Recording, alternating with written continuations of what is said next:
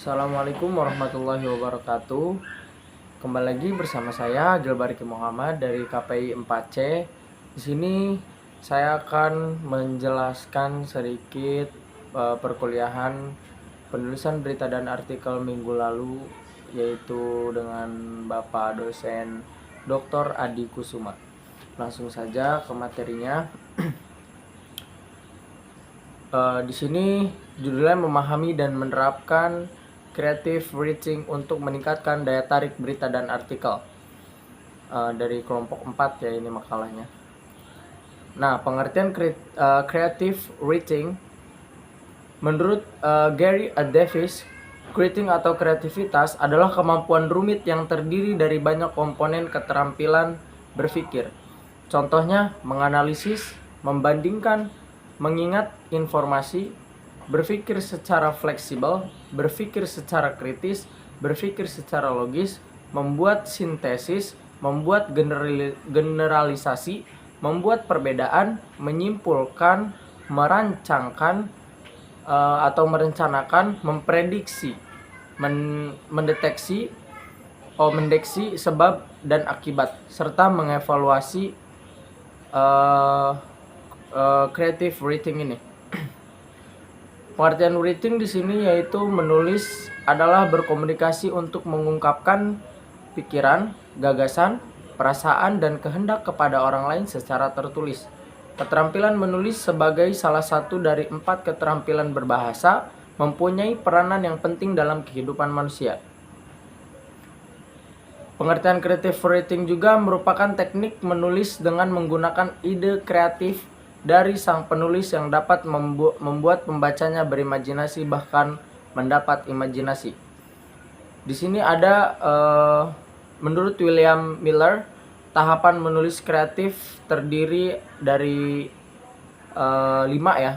Yang pertama yaitu tahap persiapan atau pra penulisan, yang kedua yaitu tahap inkubasi, yang ketiga yaitu tahap iluminasi, yang keempat itu tahap verifikasi dan evaluasi, yang kelima itu tahap publikasi. Nah, hubungan creative writing dengan penulisan berita dan artikel ini ada beberapa hubungan, yaitu teknik naratif, penggunaan bahasa, menarik minat pembaca, dan yang terakhir ada struktur dan disiplin. Di sini juga ada manfaat creative writing dalam penulisan berita dan artikel sebagai berikut, yaitu yang pertama lebih menarik dan berkesan, yang kedua mengembangkan keterampilan komunikasi, yang ketiga meningkatkan kreativitas dan inovasi, yang keempat meningkatkan keterampilan analisis dan pemecahan, yang kelima meningkatkan kesadaran dan empati, yang keenam meningkatkan kemampuan beradaptasi terhadap perubahan, yang ketujuh peluang kerja tambahan. Nah, di sini juga penulisan kreatif atau jurnalisme memiliki tujuan dan pendekatan yang berbeda. Mereka tidak saling eksklusif. Sebaliknya juga, dengan menggabungkan elemen-elemen terbaik dari kedua bidang ini, penulis dapat menciptakan karya tidak hanya informatif tetapi juga inspiratif dan mengesankan. Berikut beberapa teknik creative writing yang dapat digunakan dalam penulisan berita dan artikel. Creative writing yang dapat digunakan dalam penulisan berita yaitu sebagai berikut. Yang pertama, berpikir exterior of the book. Yang kedua, menggunakan detail. Yang ketiga, membangun emosi pembaca. Yang keempat, menggunakan metafora dan simbolisme. Yang kelima, menggunakan gaya bahasa yang unik. Yang keenam, menggunakan imajinasi. Yang ketujuh, menggunakan ekspresi pribadi. Yang kedelapan, menggunakan attentive. Yang kesembilan, menggunakan diksi. Yang kesembilan, menggunakan ketekunan. Berikut juga ada beberapa saran untuk materi teknik-teknik creative writing dalam penulisan artikel, yaitu sebagai berikut. Yang pertama, dapat dipahami. Yang kedua, lead yang menarik. Yang ketiga, penggunaan bahasa yang efektif. Yang keempat, struktur artikel. Yang kelima, storytelling. Yang keenam, keterampilan riset. Yang ketujuh, revisi dan editing.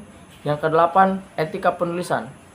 Di sini juga ada contoh penggunaan creative writing dalam penulisan berita dan artikel. Contoh yang pertama itu penggunaan creative writing dalam penulisan berita. Berita ini konvensional, berita dengan creative writing. Terus kemudian contoh penggunaan creative writing dalam penulisan artikel. Artikel konvensional, artikel dengan creative writing. Mungkin itu saja yang dapat saya jelaskan dari sedikit materi dari materi yang kemarin dipelajari.